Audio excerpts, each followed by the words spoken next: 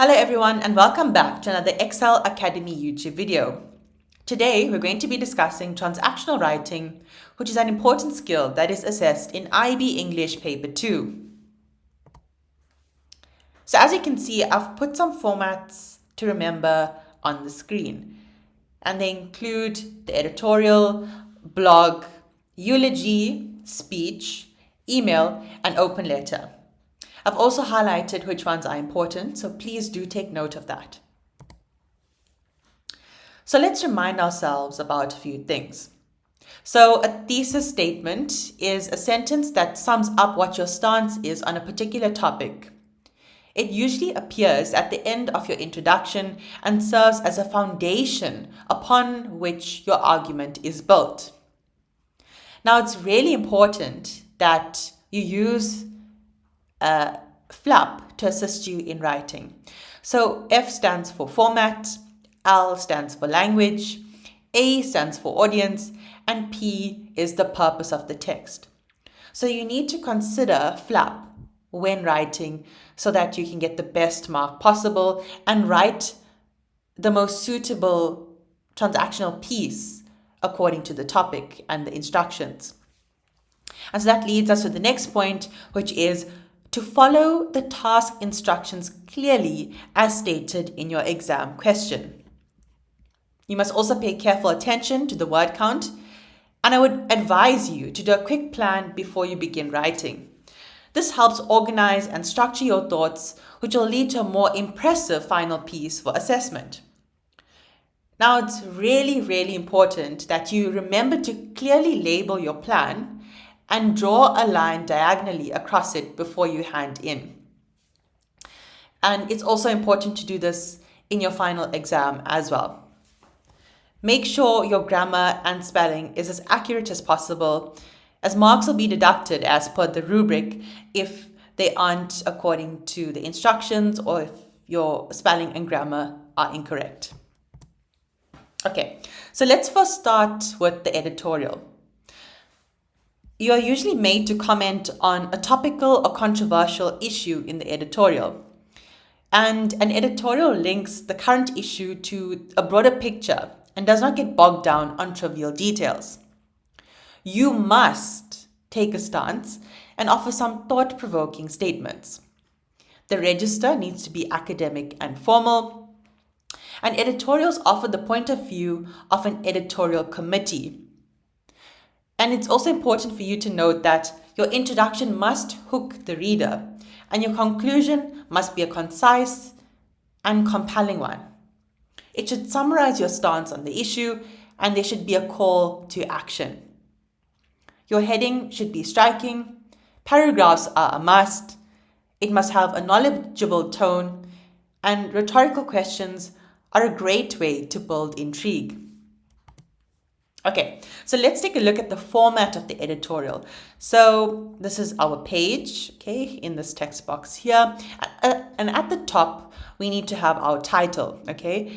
And the title must be underlined, and it also needs to be catchy.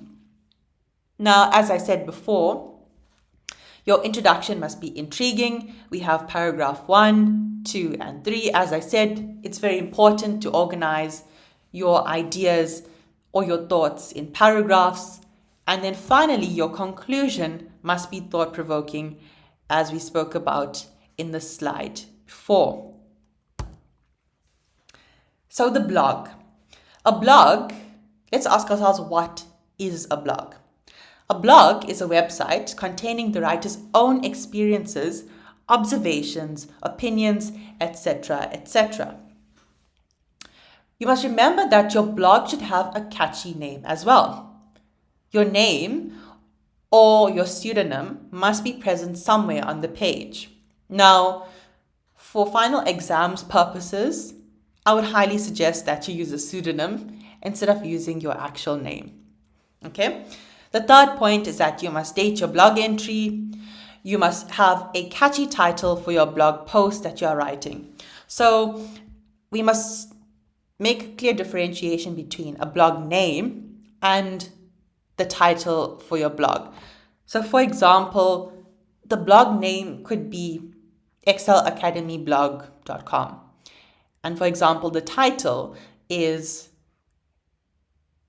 teaching learners, okay, obviously this is not catchy, but teaching learners how to prepare for final exams. That's the title of this blog post. So we must differentiate between the title of the blog post and the blog name. Okay, but as I said, you must have a catchy title for your blog post that you are writing. The next point is that you should keep your audience in mind. So for example, if in the instruction it says that you're writing a blog post on your experiences during the COVID-19 pandemic, and maybe it suggests that your readership is high school teenagers, or maybe your readership are people in university, you need to keep that in mind. Okay. The next thing is that the register in a blog is usually informal or mixed. And a top tip is, in your introduction, you should perhaps apologize for not posting in a while, or welcome your readers to the blog post. Or at the end, in your conclusion, invite your readers to comment in the comment section. This shows your examiner or the marker that you've really thought about how to engage with the reader. And so they really do award marks for showing that you've been able to engage with your readership. And these few tips here, included in this one big tip, are ways that you can actually engage with your readership. So please do take that into account, and I hope that you do use them when writing a blog post. The next tip is that the best blogs show the writer's flair because they're personal. They take a stance and express an opinion. So you should take a stance and express your opinion. Your introduction must be striking, and it must hook the reader. So let's take a look at the format of a blog. So at the top, as I said, we have the name of the blog. So let's just say, for example, this is excelacademyblog.com. And then the blog post title, as I said, obviously mine is not catchy, but it's, for example, teaching students how to prepare for final exams, right? Then you'd put your name or your pseudonym. As I said, if you're writing a final exam, I highly suggest that you use a pseudonym. And then you'd obviously put the date of you writing it. Okay, when we start with the introduction, it must be intriguing. Here's where I said you can implement the tip of, apologizing for not posting in a while, or welcoming your readers to another blog post. As I said, this shows the examiner that you really thought about your reader and you're trying to engage with them. So they do award marks for that. Then we have paragraph 1, 2, and 3. As I said in the editorial slide, it's really important that you organize your ideas or your thoughts coherently in paragraphs. All right. And then we have our conclusion. Here you can wish your readers well or invite them to comment in the comment section. And as I said before, this really does build some rapport with your readership, and it's really important if you are to get the best possible mark that you can. Next up, we have the eulogy. So what is a eulogy? All right.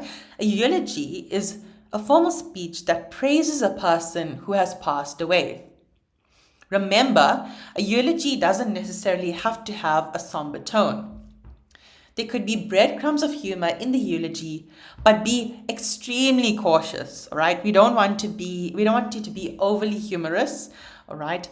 We do want to keep the occasion and the event that we're speaking at and the circumstances surrounding this event into account.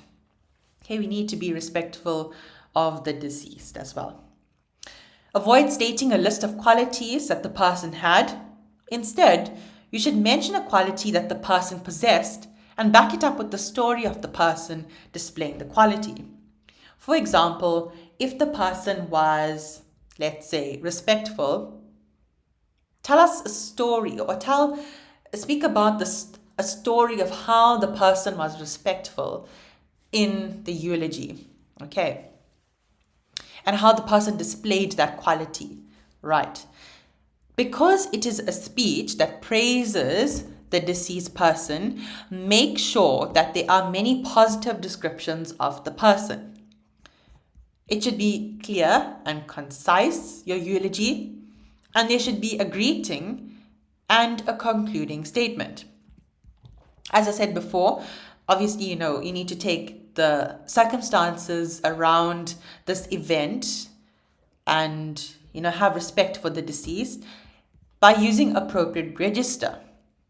And you must remember that a eulogy is expressed orally at the person's funeral and that it is personal, i.e., it should reflect that you knew the deceased well.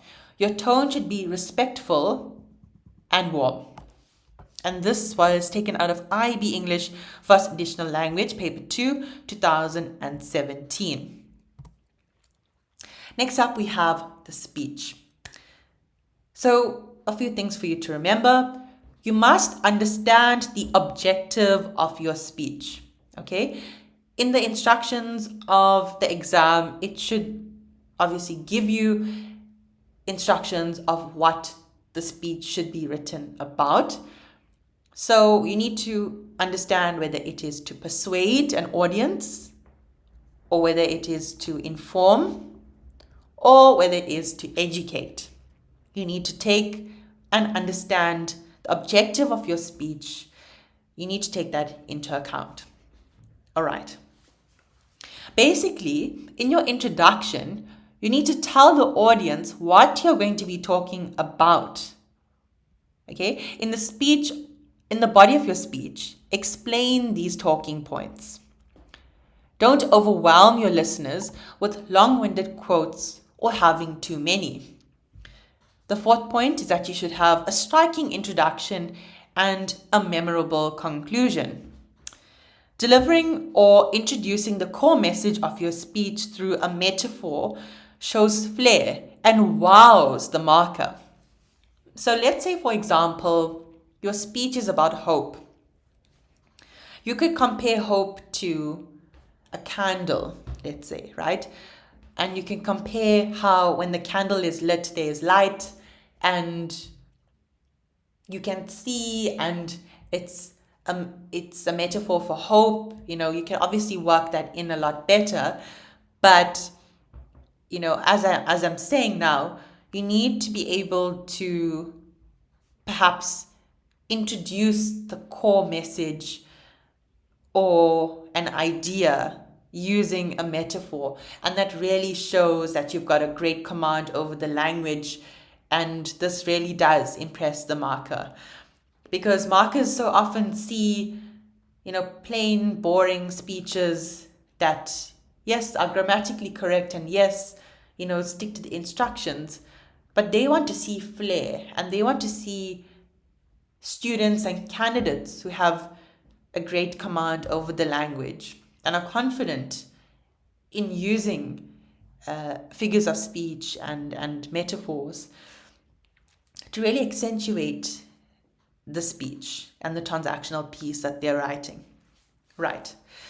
The next point is that you should end with a rhetorical question, and when done right, will wow your audience. Okay?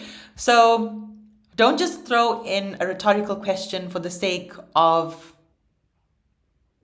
wanting to get a mark, because you'll only get a mark if it's done right and if it's nicely integrated. So do be cautious with integrating a rhetorical question in your speech. All right, and finally, when writing, write the speech in paragraphs with a clear introduction and conclusion. Okay, so now let's take a look at an email. All right, I'm sure we've all written emails before. So in the transactional piece for English home language, according to the IEB, this should be your format, okay? So at the top, you're going to write to, and this is the person's email to whom the email will be sent.